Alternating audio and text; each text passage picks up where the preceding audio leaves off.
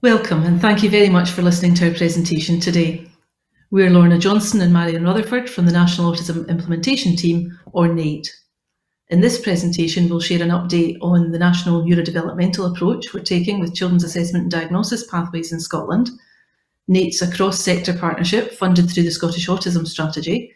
We previously carried out research on wait times for diagnosis in Scotland, and we identified factors that improve efficiency of the process whilst retaining a good quality standard. Although autism diagnostic services are available for children and young people across Scotland, improving the wait for a diagnosis continues to be an important focus.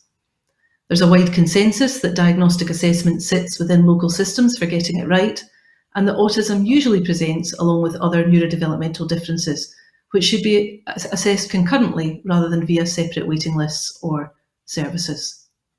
Here's our contact information. Our website contains a wide range of resources from our previous research and our work to reduce wait times in child and adult services, along with downloadable resources for practitioners. We know that those working in diagnostic services are also involved with support and intervention, and our education and employment resources may therefore also be of interest. If you're tweeting today, you can follow us on @NAIT Here's our plan for the topics we'll cover in the presentation today. The NAIT team's funded through the Scottish Autism Strategy, focusing on these key areas. This work is across the lifespan and across sectors, and we're also undertaking work related to adult diagnostic pathways. We believe strongly that support can be enhanced by diagnosis, but it shouldn't wait for diagnosis, which aligns with getting it right, but it keeps us out of the arena where practitioners suggest that diagnosis is not necessary. Autistic people and their families have made it very clear that diagnosis matters to them. Our role is in providing leadership, resources and support to local expert and interested colleagues across sectors, sharing evidence-based practice and good local practice. We won't go into detail today about the evidence and experience that brings us to this point. However, we do want to share that there's a plan, method and scrutiny in our approach. There's no country in the world that has diagnostic assessment sorted. However, in Scotland, we have a depth and breadth of knowledge and a practice to be proud of. Before COVID-19, when we could all be in one room and have face-to-face dialogue, we held a national event attended by representatives who led on diagnostic provision across Scotland. Some of the immediate outcomes were shared in our newsletter, you can see on the slide here, and through this event we shared evidence and practice and listened to the priorities for going forward. All child services have an autism pathway in place, and a small number are developing or implementing a neurodevelopmental pathway. I'll hand you over to Marion now for the rest of today's presentation. Hi there, thanks Lorna. I'm Marion Rutherford, and as you all know, COVID-19 has led to changes for all of us, and like other people, we've been adapting our original plans. Following our national event, regional events were scheduled. These were to engage in conversations with local teams to support them in moving forward. The COVID-19 context has led to the team postponing planned regional events, and we're looking at other ways that we can take this work forward. Within local teams, diagnostic assessment halted for a period of time. Where it has resumed, it's with many adaptations. We have maintained contact with diagnostic teams, and we were aware of a need for guidance about digital approaches to assessment. And many services are taking this time as an opportunity to rethink and re-establish pathways with a renewed focus on demand and capacity. Although our work plans had to change, the need to support practitioners hasn't. In response to a request for support from our partners in diagnostic services, we have written and shared a guide to digital consultation for neurodevelopmental assessment and diagnosis, which has been endorsed by the Royal Colleges for Psychiatry, Community Child Health, Speech and Language Therapy, Occupational Therapy and Scottish Government. You can see the contents of the guidance listed here, and generally clinicians are being encouraged to maximise the use of digital technologies. However, where the diagnosis necessitates assessment of social communication and interaction, there needs to be very careful adaptation and judgment so that any diagnostic assessment made remotely continues to be robust and fit for purpose. Some aspects of assessment lend themselves well to digital or telephone contacts, such as parent interviews. There are also tools we can use to gather contextual information from those spending time with the child day to day.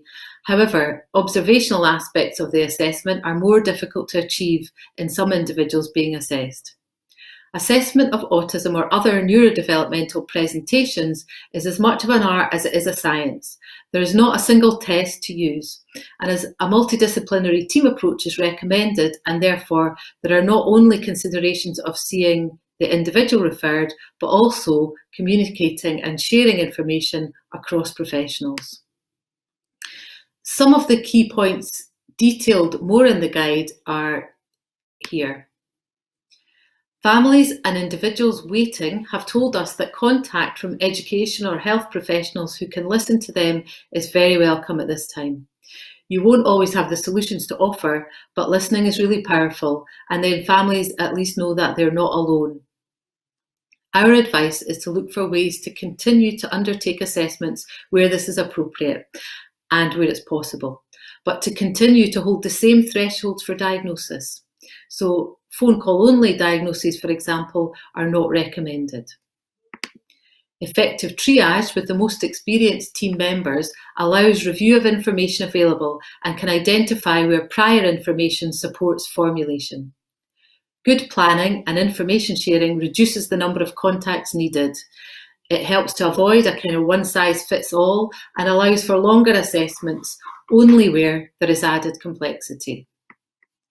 Diagnosis can be shared by a range of skilled professionals and need not wait for a doctor.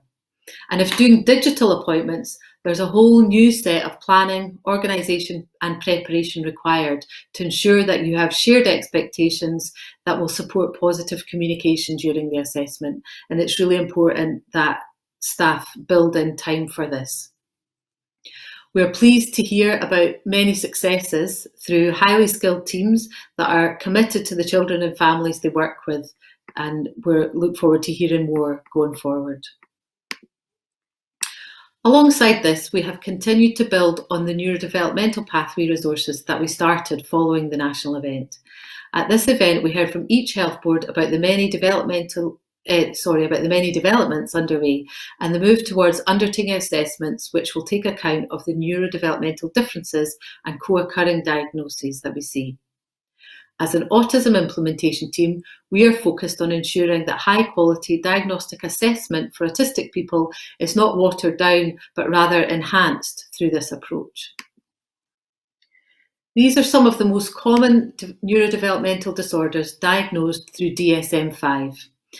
There are big overlaps, and children meeting criteria for any of these diagnoses may present with differences in communication and interaction, emotional regulation, development and intellect, and barriers to participation and additional support need. In the past, we had separate pathways. Separate pathways promote the practice of seeing what you're looking for and potentially missing what you're not. For example, if you're the ADHD team, you might see ADHD because that's what you're asked to look for, but miss signs of other presentations. There is no neurodevelopmental disorders sign guideline as yet, and to support local areas with taking an evidence-based approach to planning, the NAIT team are writing a national neurodevelopmental pathway and guidance to go with it. This will be completed in collaboration with partners, and in particular, we want to include learning from areas where these pathways are already in place. The guide will be available to local teams to develop their local pathways, to then provide the right assessment as close to home as possible, at the right time, with the right people. In line with recommendations from the Children and Young People's Neurodevelopmental Task Force, the guidance sits within a Getting It Right framework. The guide supports working towards neurodevelopmental pathways without losing the specialism and expertise built up from professionals working within these established pathways for autism. It means rethinking teams, how they're resourced and how they work jointly. Not every child will need to see a paediatrician, a speech therapist, an occupational therapist, a nurse, a psychologist or a psychiatrist, but all of these professionals are needed within a neurodevelopmental team. It means that we have to review the tools that we use and how we ensure we still follow clinical guidelines for each of these diagnostic groups. The pathway developed includes guidance at each stage in the pathway that you can see down the left-hand side here. We recommend that support is provided according to need before, during and after diagnosis through local getting it right planning processes, and that no support should be diagnosis dependent. Some of the resources currently on our website are here, and this is where we'll share any new resources developed. We do hope to hold a webinar about the NAIT neurodevelopmental pathway in the near future, and the ways we can focus on ensuring that high quality diagnostic assessment for autistic people isn't watered down but rather enhanced through the approach we take.